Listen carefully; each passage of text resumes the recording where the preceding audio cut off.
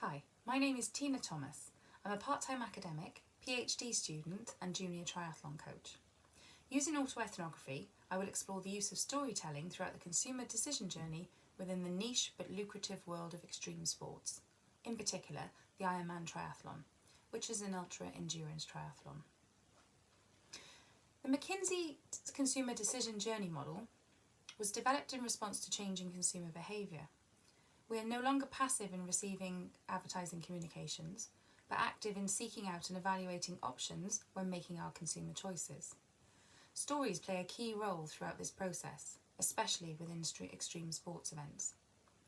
Travelling to participate in extreme sports can be considered as sports tourism, and extreme sports have become especially significant income generators in this sector. According to a recent report by Deloitte, the sports sector has not been immune to the effects of the current pandemic. However, despite the cancellation and postponement of events, there is an encouraging global trend for an increased uptake in running, cycling and open water swimming, as individuals seek to become active during prolonged periods of restrictions. Given the Ironman triathlon is a combination of the three sports, such individuals may be seen as potential new customers, as developing skills in these individual sports may make Ironman more accessible. To capitalise on these opportunities, I suggest it's important for extreme sports businesses to understand how stories influence athlete decisions during the consumer decision journey, but also to recognise that experiences are co-created and stories from many other active participants will also be of relevance. The focus on experience is important because a social change towards an experience economy has recently occurred, and consumers are much more inclined to access and consume experiences that add value rather than invest in undifferentiated goods and services. This is pertinent as storytelling is what brings experiences to life. This is especially the case for me, where my consumption of triathlon products and services are a means to an end. They enrich the experience of the Ironman that I've entered. So, given that the consumer experience can be seen to be as, if not more important than the products and services consumed, the following narratives will aim to highlight how stories impact my purchasing decisions of extreme sports. Storytelling has been pertinent to my extreme sports journey and beyond. Before becoming involved in triathlon, I'd never heard of the Ironman, let alone wanted to try one. But as I got fitter and more experienced in the sport, I was greatly influenced by the stories of fellow endurance athletes. Stories of how terribly difficult it was, but also of how amazing the experience was. Triathlon is an extreme sport because the activities are inherently challenging and exacerbated by the lack of control over weather conditions or the natural environment within which they take place. A sobering definition of extreme sports is when a mismanaged mistake or accident would most likely result in death, which is entirely possible and sadly has become the reality for some athletes. Given that extreme sports are inherently dangerous, they might be regarded as reckless or impulsive and only for the brave or crazy.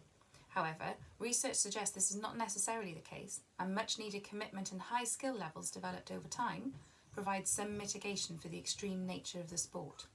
And in fact, businesses attract weekend recreational athletes such as myself through providing an event that is a carefully staged scenario which produces just the right balance between challenge and comfort in order to allow a certain kind of experience to become possible. This is especially true in my case, as listening to the stories of others greatly influenced me and allowed me to consider and select races that were within my reach. I wanted the challenge, but I didn't want to fail. My first Ironman in Austria was extraordinarily positive, and my decision to sign up to this brand was very much influenced by fellow athletes, recounting their experiences of the race. These stories helped with initial consideration of the event and helped me to progress to active evaluation, where I found myself scouring the internet for race reports so I could corroborate the stories I'd heard with stories of others. Austria is well known as a great race for first-timers, and from the stories I'd heard it had everything I was looking for: the quality of the Ironman race experience and the razzmatazz of the finish line, in comparison with other stories of damp squibs of other branded races. I didn't want to commit a year of my life to training for the end to be a disappointment, so I chose Ironman Austria based on these stories. In combination with other factors, stories told throughout the active evaluation stage help to bring about closure. The recounted stories of others' experiences have, and still greatly influence, my choice of race and associated location. The influence other stories have upon my consumer spending is noteworthy and includes not only event fees in excess of £500 per event, but also travel and accommodation recommendations in addition to supplementary products and services.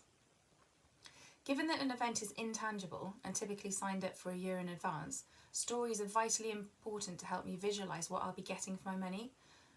So they effectively help me press the button to register to get that closure.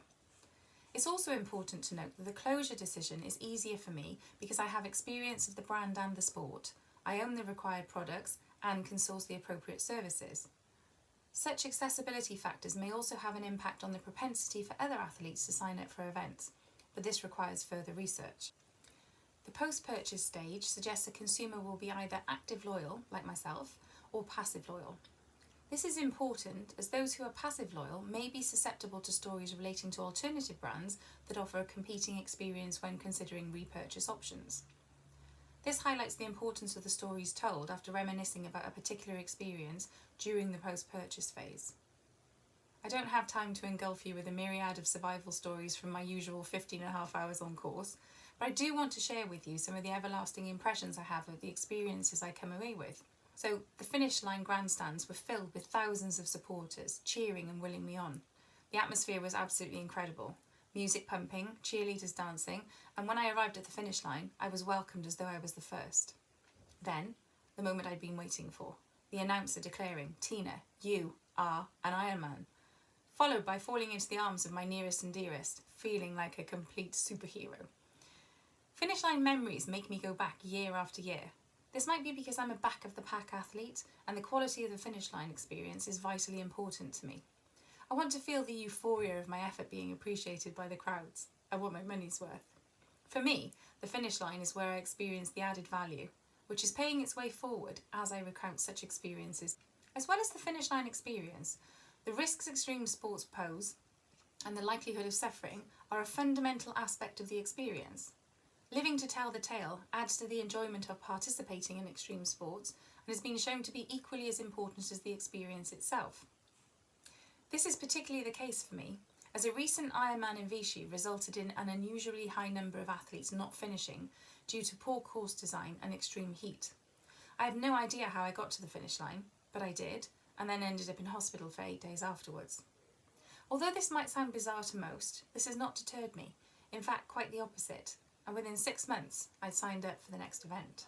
The links between consumer experiences and sports tourism are clear, and participation, whether that's athlete or spectator supporter, provides for extraordinary adventures and experiences. However, this is wholly dependent upon the careful consideration and development of the sport within the destination, and also the ability to deliver inspiring co-created experiences. I suggest this is important to consider from a business perspective, as the nature of the recounted story, whether positive or negative, arises directly from the experience of the athlete at the event, and hence the story they tell post-event. In contrast to other experiences, a recent Ironman branded event in Finland wasn't what I'd hoped for. It was an inaugural race, which I wouldn't ordinarily sign up for because of potential teething issues and a lack of stories about the event. But the lure of a finish in the midnight sun and the resultant story I was hoping to tell was too much to resist. Unfortunately, the whole experience was a complete letdown. There was very little support on course and the finish line was absolutely disappointing. There were around 20 people with the poor finish line announcer trying to rouse what little energy there was. This experience and the disappointment has since been reflected in my stories and has put more than one person off signing up for this event. This is worth noting because a company cannot directly control the stories that arise from their events due to the co-created nature of them. However, by aiming to deliver the aspects of an experience that are important to key interested parties, might positively impact the resultant stories that will inevitably be retold for years to come. What is interesting to note with this example is the experience didn't make me any less brand loyal. I simply went back to my tried and tested method of listening to the stories of others who had actually experienced a particular course and then researching further online. In conclusion, stories are inherently part of the extreme sports world, whether that's through influencing others or being influenced by others. I am what McKinsey would identify as an active loyalist consumer, where I not only stick with the brand, but I actively recommend it. being influenced by others, but also bringing my experiences with the brand to life through stories throughout the consumer decision journey. This is in part linked to the superior event organisation I perceive is provided by Ironman as a company, but also the engagement of so many other active participants in the experience. The company alone could not achieve the desired experience. The event itself needs to be something to many people, from the first timers to the more experienced, from professionals to the back of the pack athletes, the risk takers and the risk averse.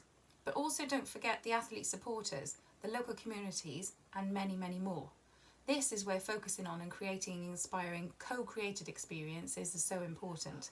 Get this right and the resultant stories from all participants will surely follow. Thank you.